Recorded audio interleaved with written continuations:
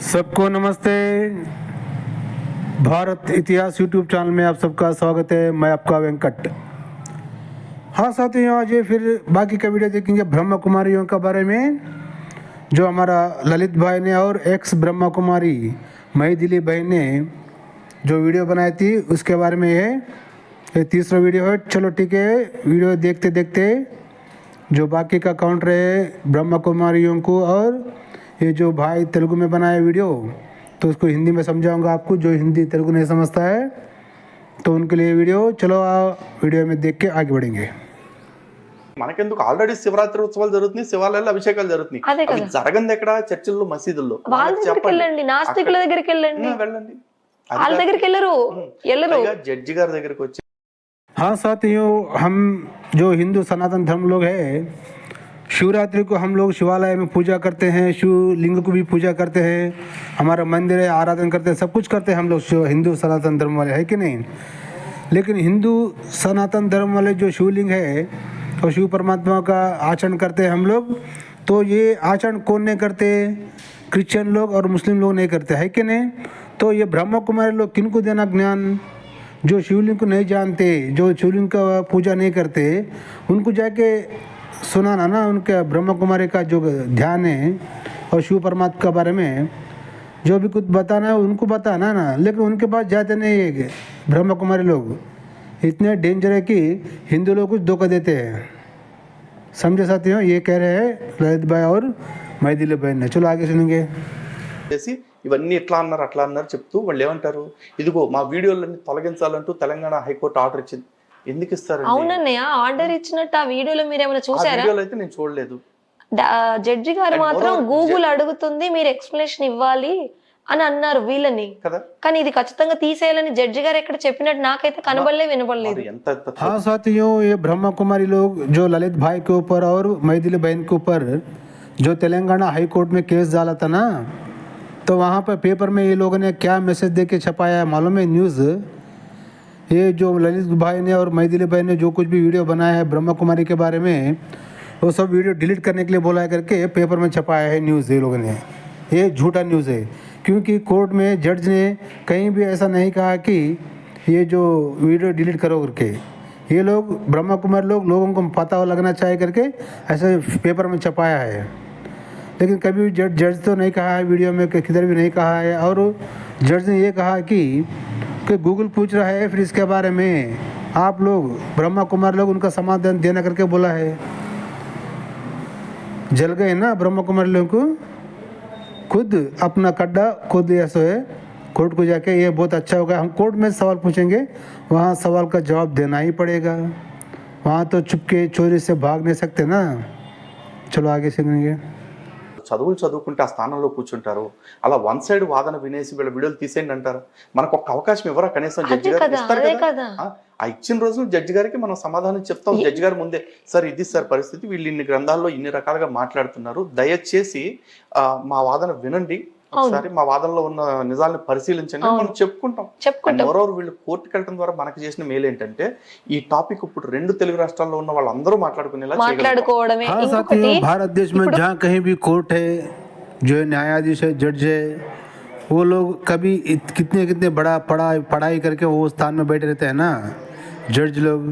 ऐसा थोड़ी है कि वन साइड स्टेटमेंट लेके अपना फैसला सुना दे, ऐसा तो नहीं होता ना। हम लोगों को यानी ललित भाई को और एक्स ब्रह्मा कुमारी महिदिली बहन को भी एक चांस देना ना। उनकी जो आवेदन है, उनकी जो बोलना है, तो उनको भी सवाल पूछना चाहिए ना। नहीं, कोर्ट तो ज़रूर पूछेगा, लेकिन ये ब्रह्मा कुमारी लोग कोर्ट को जाके हमको क्या अच्छा काम किया करे, तो ये लोग अपना कड्डा अपने ही खोद लिया सो है।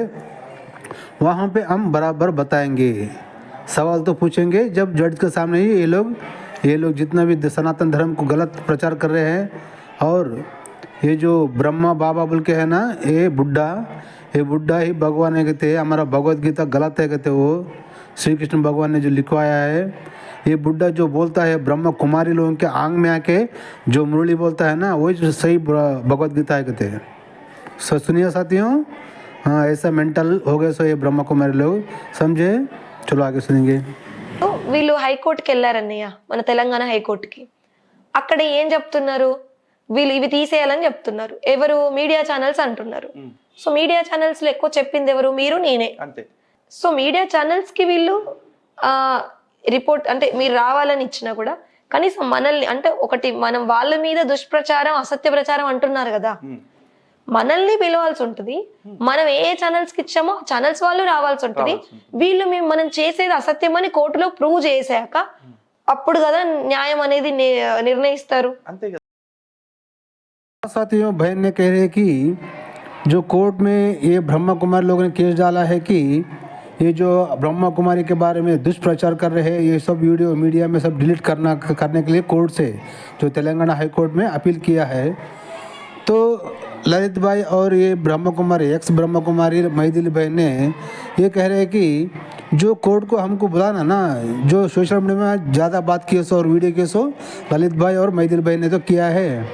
तो कोर्ट वाले जज साहब ने ये हमारे को नोटिस देना, तो इनको नोटिस दे के बुलाना कोर्ट को, ये विचार सुनना इनकी वादना क्या है, इनकी वादना क्या है। सुनने के बाद जब ना ये वीडियो गलत है, ये दुष्प्रचार है, इसको डिलीट करो बोल के जब फैसला सुना सकते हैं, है कि नहीं? यही कह रहे हैं बहन। चलो आगे सुनेंगे। ఒకటేసారికి ఎలా అనే వన్ సైడ్ ఎట్లుంటది? మనం ఎక్కడ మాట్లాడినా కూడా వ్యక్తిగతంగా మనకున్న వాక్ స్వాతంత్రం ఏదైతే ఉందో దానికి అనుగుణంగా చాలా పరిమితమైన భాషలో మాట్లాడాం. ఎక్కడా కూడా అమ్మ ఆలి ఇంకేదో ఎల్లబూతులు ఏమీ తిట్టలేదు ఎవరిని కూడా. మనం తిట్టం కూడా. ఎందుకు? మన దగ్గర ప్రశ్నించడానికి సరైన స్టఫ్ ఉంది కదా. అదే కదా. ఇంకొకటి ఏంటంటే వీళ్ళు జస్ట్ ఇప్పుడు ఏదైతే ఇట్లా మన హిందూ దేవుళ్ళని శాస్త్రాలని ఈ రకరకాల వాటిని ఈ వ్యతిరేక ఒక వికృతమైన వాళ్ళ సిద్ధాంతాన్ని పెట్టారు కదా, ఇది ఒక ఎత్తు బుక్స్ వరకు వింటే. అది విన్న తర్వాత మనుషులు ఎట్లా తయారవుతున్నారంటే కుటుంబాల్లో మీరు నాకు ఒక జన్మ తల్లిదండ్రులే, మీరు నాకు ఒక జన్మ భార్యనే, మీరు నాకు ఒక జన్మ భర్తనే అని కంప్లీట్ గా మనిషి పూర్తిగా కుటుంబం విచ్ఛిన్నం అవుతుంది. ఏ కుటుంబాలు? హిందూ కుటుంబాలు. అది మన साथियों, कोर्ट में जो लोग ये ब्रह्मा कुमारी लोगों ने केस डाला है ना, तो हमने कहीं उनको वीडियो में गाली दिया नहीं और वन साइड सुन के तो फैसला नहीं सुना सकते जज साहब, है कि नहीं साथियों? तो दोनों को तरफ का वादन सुन के फैसला सुनाना पड़ता है। तो हम कहीं भी वीडियो में ब्रह्मा कुमारी लोगों को कहीं बुरी गाली तो नहीं दिए है। जो आर्टिकल फ्रीडम ऑफ स्पीच जो संविधान ने हमें हक दिया है, वो हक से हमने पूछा है, तो वन साइड तो नहीं रहता ना। तो वैसे ये ब्रह्मा कुमारी लोग क्या कहते हैं साथियों, जो वहाँ पे ब्रह्मा कुमारी संस्था को जाते हैं ना, तो उनको क्या सिखाते हैं मालूम है?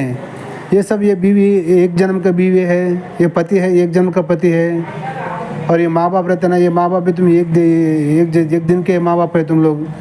ये ऐसा बीमारी कोरोना वायरस का जैसा बीमारी बना लेते साथियों ये लोग, और सबका दिमाग खराब कर देते हैं। और ये लोग बोलते हैं साथियों 2036 में कलयुग का अंत हो जाता कहते, फिर सत्ययुग आता कहते साथियों। जो कोई ब्रह्मा कुमारी को मानता है, ब्रह्मा कुमारी में जाता है ना साथियों, तो वो सत्ययुग में देवी देवताओं के राजा महारानियों के महिमा, जो महिमा भगवान लोग महिमा करते हैं ना, वो महिमा का शक्ति से पैदा होते थे ये लोग। देखो कैसा ये वायरस का बीमारी लगा लिया ये लोगों ने, और ये बीमारी सबको चढ़ाते हैं। एक क्रिश्चियनिटी कैसे चढ़ाता है ना, वैसा ही ये कोरोना वायरस जैसा सबको चढ़ा देता है सब। तो साथियों, तो पूरा कुटुंब व्यवस्था छिन्ना भिन्न करके पूरा हार्ड कर दिया सो ये लोगों ने, ब्रह्मा कुमारी लोगों ने। समझे साथियों? चलो आगे सुनेंगे। నేనైతే ప్రత్యక్ష సాక్షిని, నేనే బాధితురాలని, ఇంకా చాలా మంది ఉన్నారు. ఇంత దారుణం జరుగుతుంది దాని మీద ప్రభుత్వం అనండి, కోర్టులు అనండి, పోలీస్ వ్యవస్థలు అనండి, అసలు ఎంక్వైరీ చేయాలి ఏం జరుగుతుంది అనేది. మరి ఖచ్చితంగా, ఎందుకంటే భారతదేశానికి పునాదే కుటుంబ వ్యవస్థ. అవును. ప్రపంచ దేశాల్లో అన్ని చోట్ల కంటే కూడా భారతదేశంలో ఈ కుటుంబ వ్యవస్థ వేళ్ళు చాలా బలంగా ఉన్నాయి. ఇక్కడ వీళ్ళు కొత్తగా వచ్చేసి కుటుంబ వ్యవస్థ అంటే ఇట్లా ఉండాలి, మొగుడు పిల్లలు సంసారం చేయకుండా పిల్లల్ని కనే శక్తిని పొందాలి, యోగ శక్తి ద్వారా సంతానం కన విషయ వికారాలను జయించడం ఎలా ఒక బుక్ పెట్టారు. 5 వికారాల గురించి చెప్తున్నారు కదా, రాస్తున్నారు. మగవాడిలో 5 వికారాలు, స్త్రీలో 5 వికారాలే 10 కలిస్తే రావణుడు అంట.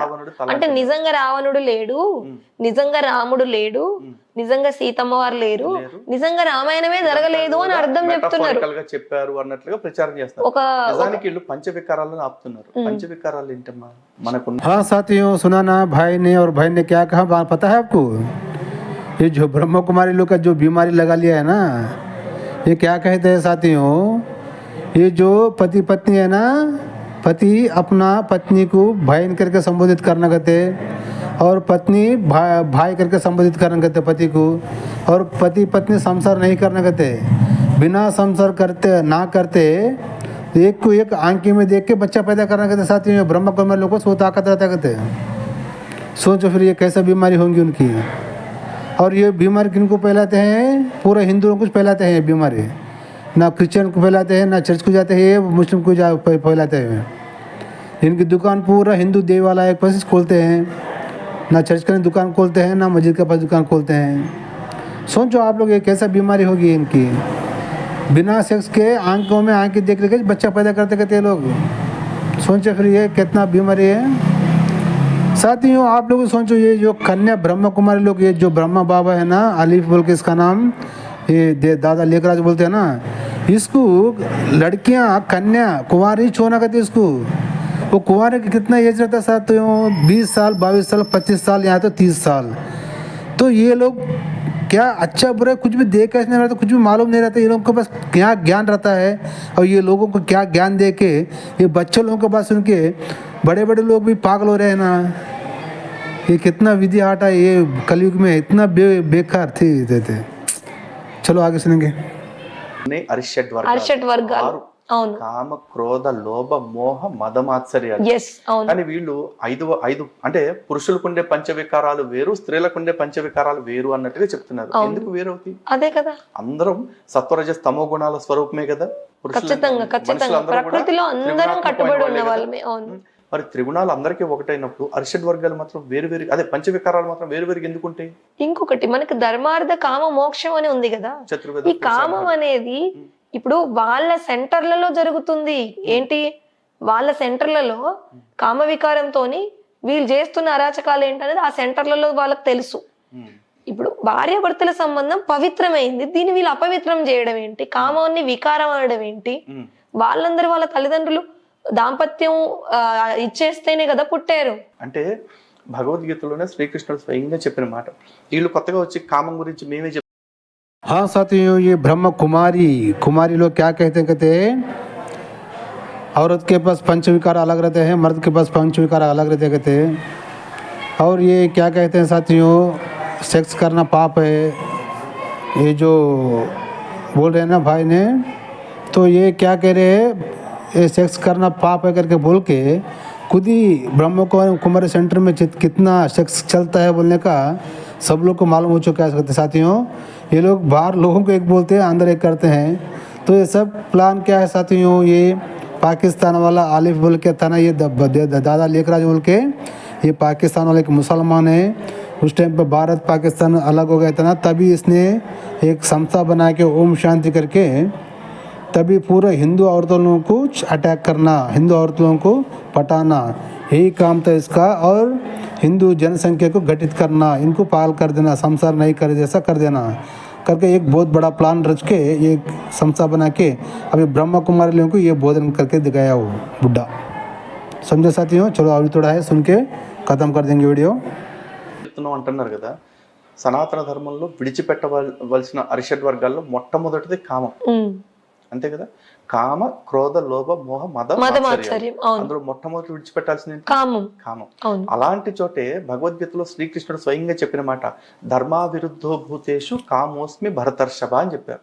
అంటే జీవులలో ఉండే ధర్మ విరుద్ధము కానీ ధర్మ అవిరుద్ధో భూతేషు కామ ఓస్మి కామ అస్మి, అది ఆ కామాన్ని నేనే అని చెప్పారు. ధర్మ విరుద్ధం కానీ కామాన్ని. అవును. అంటే భార్యాభర్తల సంబంధం అనేది అది ధర్మపత్ని అంటారు, అందుకే అంతే కదా. అలా విడిచిపెట్టాల్సిన దానిలో మొట్టమొదటిది కామం అయితే పొందవలసిన దానిలో కూడా మూడోది కామం, ధర్మ. हाँ साथियों, भाई कह रहे हैं कि भगवत गीता में श्री कृष्ण ने बोला है कि अधर्म का काम का मतलब ये है यानी कि सेक्स, अधर्म का सेक्स करना पाप है, धर्म का सेक्स करना न्याय है करके बोल दिया, उसको करके बोल रहा है भाई। ये धर्म पत्नी, अब ये हम लोग शादी करते हैं ना साथियों, धर्म पत्नी क्यों बोलते हैं? ये धर्म से सेक्स करने के लिए उसको धर्म पत्नी बोलते हैं, है कि नहीं? अगर इन इलीगल कॉन्टेक्ट रखे तो उसको अधर्म सेक्स है, उसको छोड़ दो करके बोले सो श्री कृष्ण भगवान ने भगवत गीता में। ये लोग क्या कहते हैं, सेक्स करना ही पाप है, मियाँ भी बोल पति पत्नी सेक्स करना ही पाप है करके बोलते हैं लोग।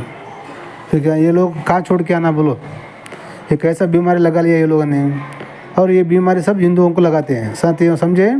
चलो